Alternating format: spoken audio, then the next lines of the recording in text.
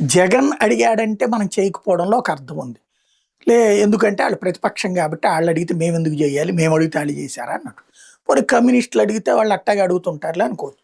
కానీ ఒక నల్లమోతు గారు, ఒక ఏబి వెంకటేశ్వరరావు గారు, ఒక బాబు గారు, డాక్టర్ బాబు గారు వీళ్ళందరూ ఎవరు రాజకీయాలతో సంబంధం గాదు.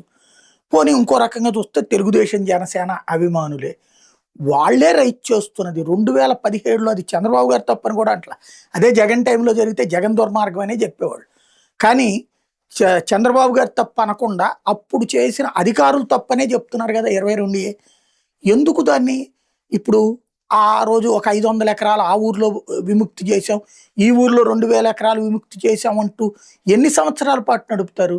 అక్కడ ఉన్నటువంటి టోటల్‌గా ఆ రోజున డిజిటలైజేషన్ టైంలో కావాలని ఎప్పుడో 1930ల నాటి నిషేధాన్ని తీసుకొచ్చి ప్రైవేటు భూములన్నిటి పవ ఏది ప ప్రభుత్వ పరం చేసి పడేశారు. నిషేధం పెట్టేశారు. 22 పెట్టేశారు.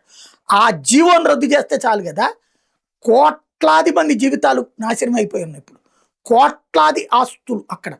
1,50,000 కోట్ల పైన విలువైనటువంటి ఆస్తులు ఇప్పుడు వీళ్ళ చేతిలో గ్రిప్‌లోకి వెళ్ళిపోయినాయి రెవెన్యూలో.